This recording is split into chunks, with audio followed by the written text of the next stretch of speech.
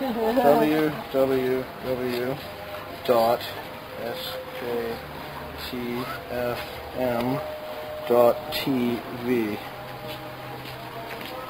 I cannot read that. Only the pharmacy can read that. That's my signature. It's okay.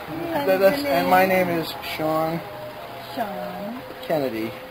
Oh, you related to Kennedy family? Oh, yeah. They go way back. Way back. They're trying to crash my plane right now, I tell you.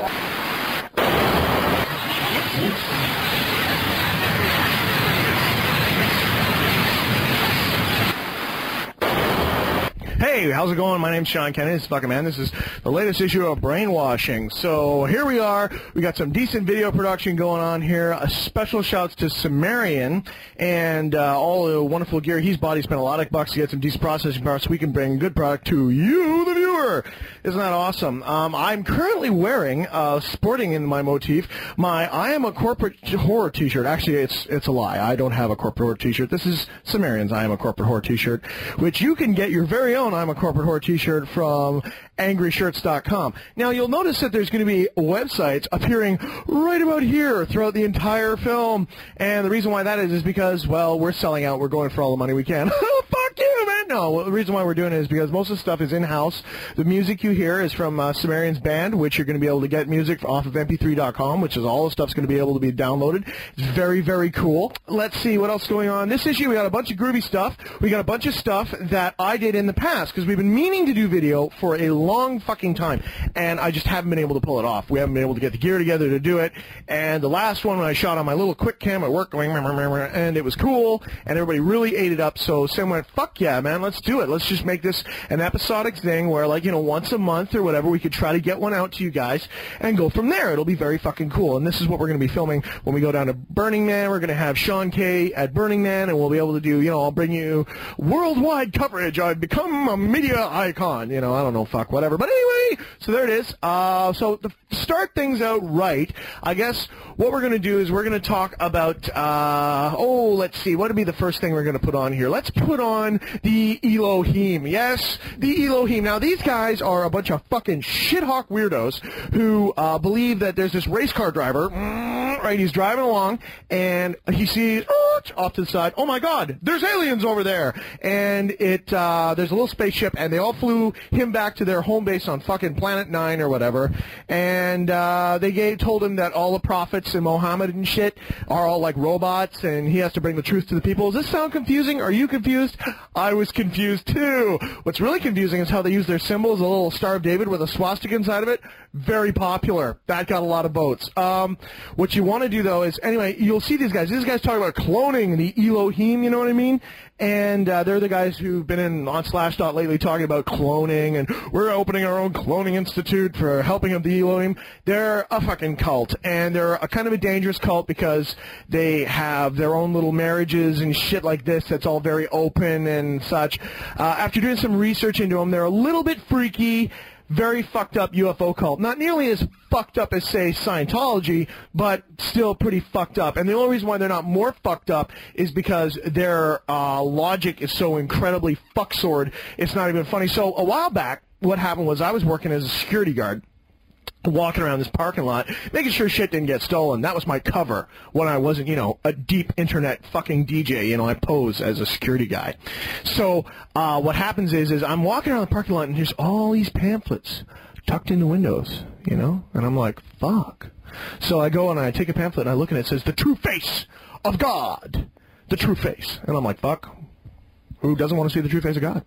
So I go and I find out. Now, you'll get on the thing, we got some video footage of the actual pamphlet I saw. And it scrolls down, and you'll be able to see the pamphlet.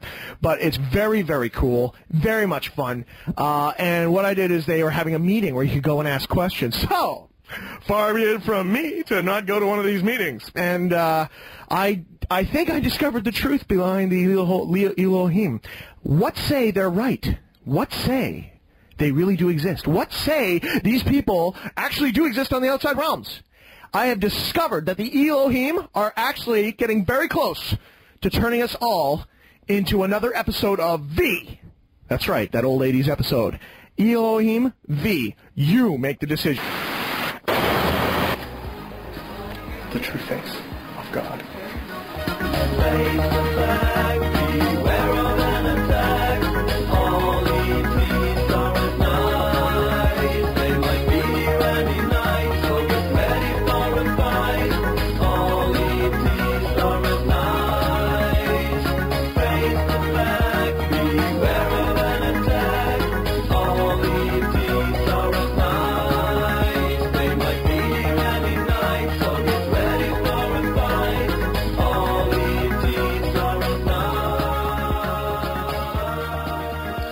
Okay.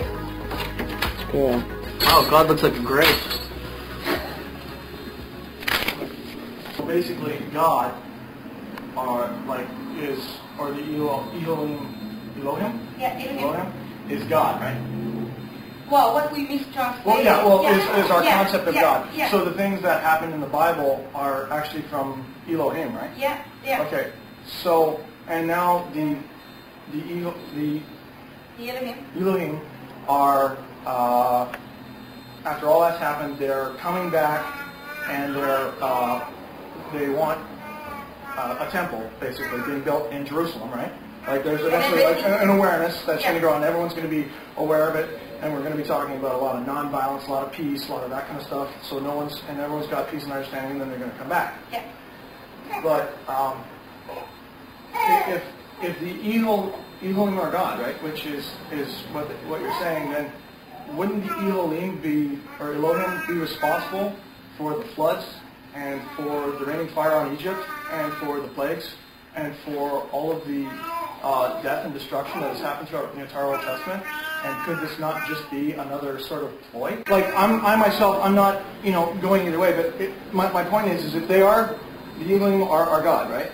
Then if they're smaller in stature than us, right? Yeah. Because from his description, right? They're smaller in stature, and they would come here and create us. And if they tried, like if there was any kind of, like there's a lot of things on earth that a lot of people might want. And I'm just thinking that if these guys were to come here and like, if in the Bible the Elohim, because if the Elohim are God, and then the Jews and everybody are saying, yeah, and then God rained fire on the cities and like killed thousands of people and sent these angels through the streets killing all the children and all this kind of stuff. And meanwhile, it's all these guys. Why in the world would we want to have these guys come back? That's my point. I mean, they probably wouldn't want to fight a land war with us because, like, if we're, generally got size and mass on them, we'll rip their heads off. But, like, if they're going to, in the video it said that the prophets, like, Moses, I think on the thing it said Moses, Jesus, Buddha. 40 prophets. There's 40 of them, okay? 40 of them. And so, like, if like, the confrontations that happen in the Bible because of God, like, God told me to kill you, so I'm going to go smoking, and that was just a misunderstanding and all that, okay? Moses, who's a prophet, Moses was in Egypt. And Moses said, hey, let the Jews go. And the Pharaoh said, stop it. And Moses said, okay, I'll rain fire on your city for 3 days. Because my God will do that. So if he was talking to Elohim, then the Elohim rained fire on Egypt for 3 days. And brought locusts, floods, and plagues. So how can these guys be positive? That's my point. That's all. Like, I'm not going against scriptural or any of that. I'm just using data which I have.